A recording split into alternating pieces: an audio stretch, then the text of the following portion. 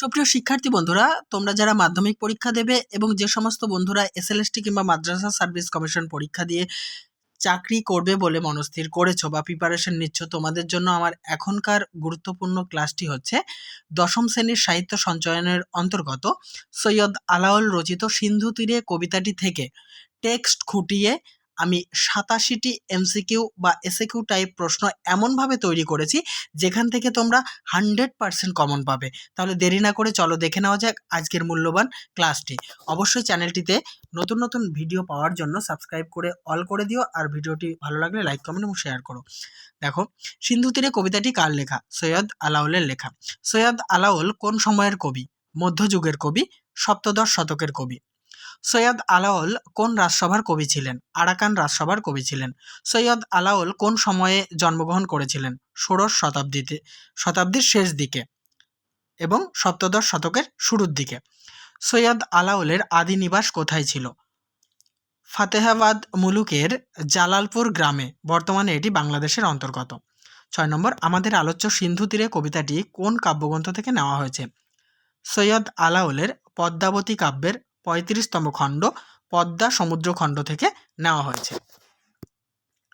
7 নম্বর প্রশ্ন, পদ্মাবতী কাব্যটির রচনাকাল উল্লেখ করো।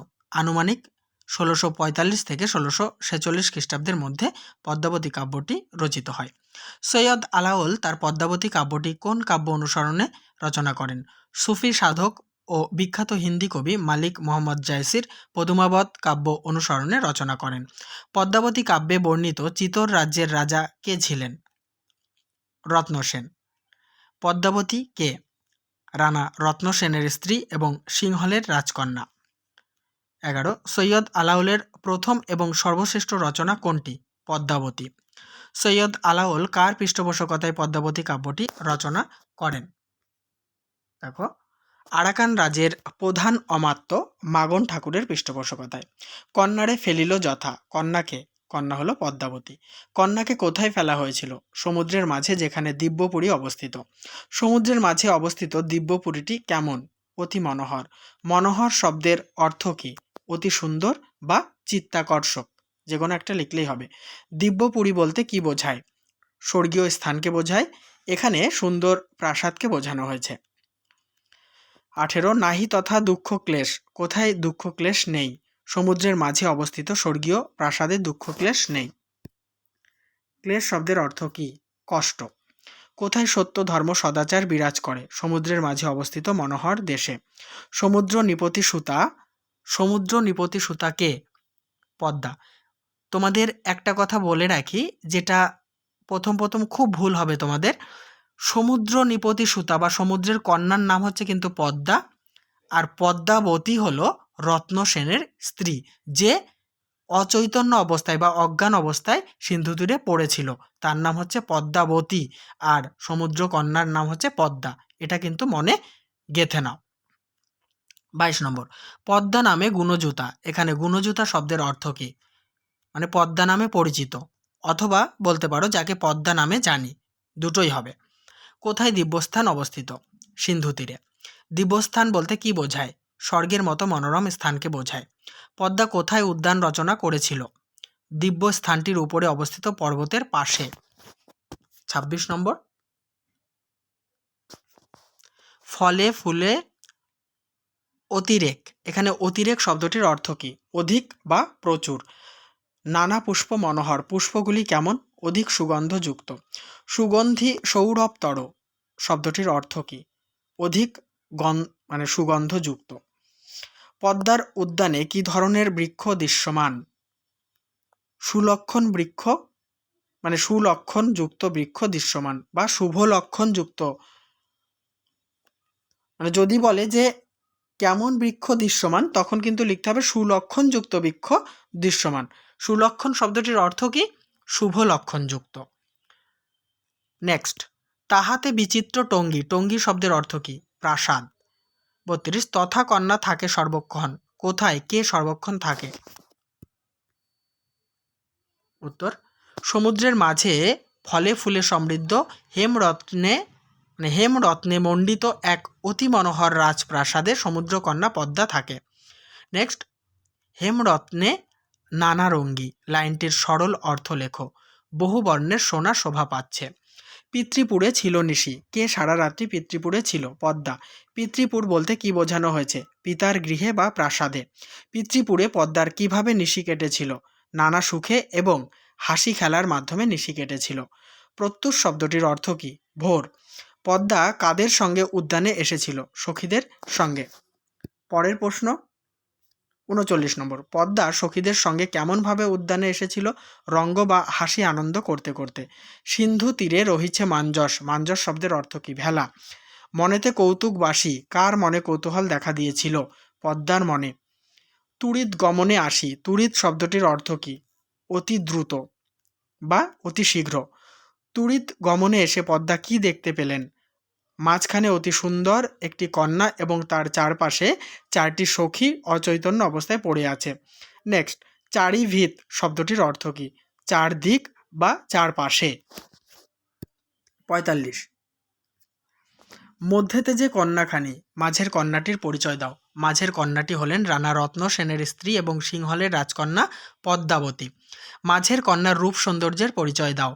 উত্তর, মাঝের কন্যা অর্থাৎ পদ্মাবতী অপরূপ সুন্দরী, যেন স্বর্গের রম্ভাকেও সৌন্দর্যে পরাজিত করেছেন। ৪৭। রূপে অতি রম্ভা যিনি, লাইনটির সরলার্থ রেখো।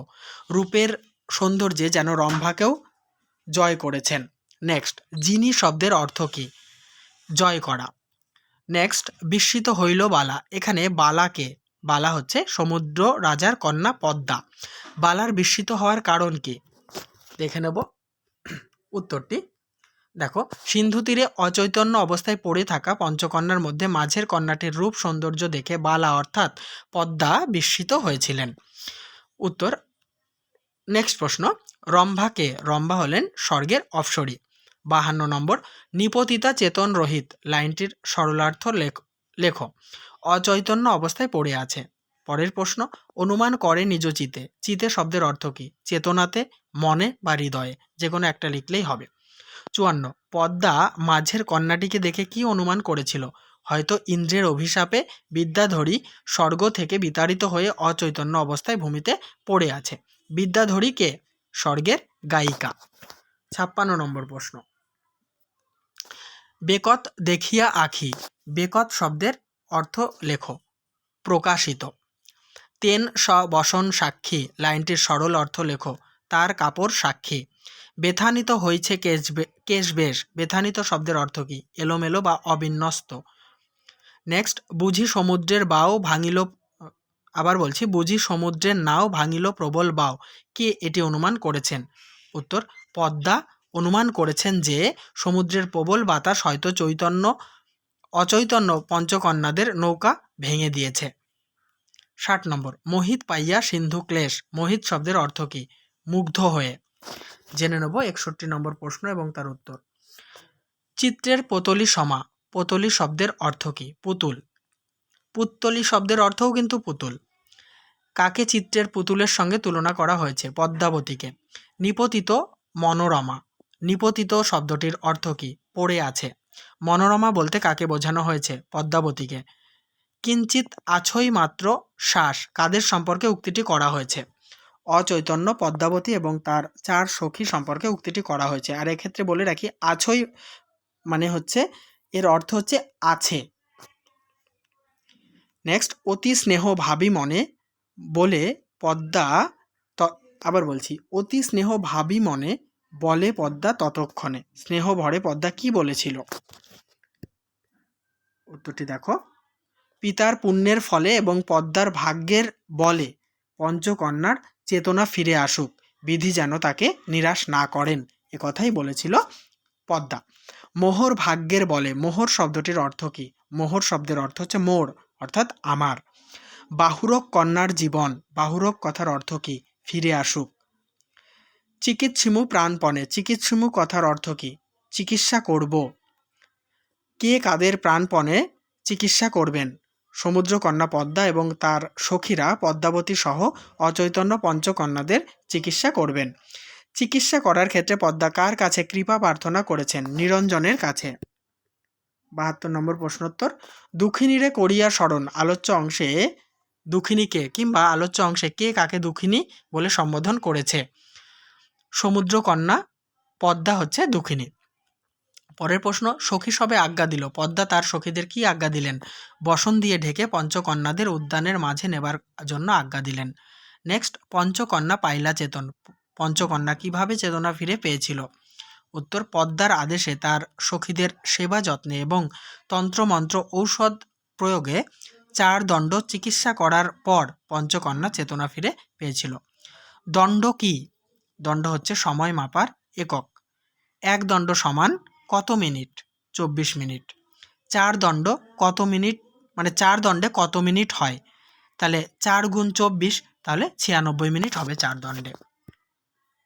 78 নম্বর প্রশ্ন, পঞ্চকন্যার নাম লেখো। ভেরি ভেরি ইম্পর্টেন্ট এই কোশ্চেনটা। পদ্মাবতী, চন্দ্রকলা, রোহিণী, বিজয়া ও বিধুন্নলা। শ্রীযুত মাগন গুণী, মাগনকে? মাগন হলেন আরাকান রাজসভার, মানে আরাকান রাজ থদমিন্তারের প্রধান অমাত্য। এই মাগন ঠাকুরের নির্দেশেই আলাওল পদ্মাবতী কাব্যটি রচনা করেন। 80 নম্বর, অচেতন পঞ্চকন্যাকে কিভাবে সারিয়ে তোলা হয়? তন্ত্রমন্ত্র ঔষধ প্রয়োগ করে সারিয়ে তোলা হয়। হীন আলাওল সুরচন কাব্যের মধ্যে দিয়ে কবির এমন আত্মপরিচয় দান করাকে কি বলে? ভণিতা বলে। 82, শ্রীযুত মাগন গুণী, কবি আলাওল তার কবিতায় মাগনের নাম উল্লেখ করেছেন কেন? আরাকান রাজের প্রধান অমাত্য মাগন ঠাকুরের পৃষ্ঠপোষকতা এবং সহায়তায় কবি পদ্মাবতী কাব্যটি রচনা করেন, তাই তার প্রতি কৃতজ্ঞতা এবং ভালোবাসা জানাতেই তিনি মাগন ঠাকুরের নাম উল্লেখ করেছেন। নেক্সট, 83 নম্বর, মোহিত পাইয়া সিন্ধু ক্লেশ। সিন্ধু ক্লেশ বলতে কি বোঝানো হয়েছে? পদ্মাবতীকে অচৈতন্য অবস্থায় দেখে সমুদ্রকন্যা পদ্মা অনুমান করেন যে সমুদ্র ঝড়ে বানান ডয়শূন্য রয় একার হবে, আক্রান্ত হয়ে নৌকাডুবি হওয়ার ফলে সামুদ্রিক পীড়া বা সমুদ্রের ক্লেশের ফলে তিনি জ্ঞান হারিয়েছেন। তাহলে এবারে কিছু শূন্যস্থান পূরণ জেনে নেব। তার আগে বলি, অবশ্যই ভিডিওতে লাইক, কমেন্ট এবং শেয়ার করো। চ্যানেলটিতে নতুন হলে সাবস্ক্রাইব করে অল করে দিও। প্রতিনিয়ত আমি এরকম গুরুত্বপূর্ণ প্রশ্ন এবং উত্তরের ক্লাস এবং বিশ্লেষণের ক্লাস দিতে থাকবো। 84 নম্বর, তাহাতে বিচিত্র টঙ্গী ড্যাশ নানারঙ্গী, শূন্যস্থানে বসবে হেমরত্নে। দিব্যপুরী ড্যাশ মাঝার, উত্তর হবে সমুদ্র। সিন্ধু তীরে রহিছে ড্যাশ মাঞ্জস। 87, তন্ত্রে মন্ত্রে ড্যাশ দিয়া মহৌষধি। তাহলে বন্ধুরা, এই আলোচনার সঙ্গে সঙ্গে সিন্ধু তীরে কবিতাটি থেকে একদম টেক্সট খুঁটিয়ে প্রশ্নোত্তর আলোচনা শেষ করলাম। এর বাইরে একটা শর্ট প্রশ্ন হতে পারে না, তাই অবশ্যই আমার চ্যানেলের পাশে থাকো, সঙ্গে থাকো, দেখতে থাকো বিশ্বাস টিউটোরিয়াল ইউটিউব চ্যানেলটি।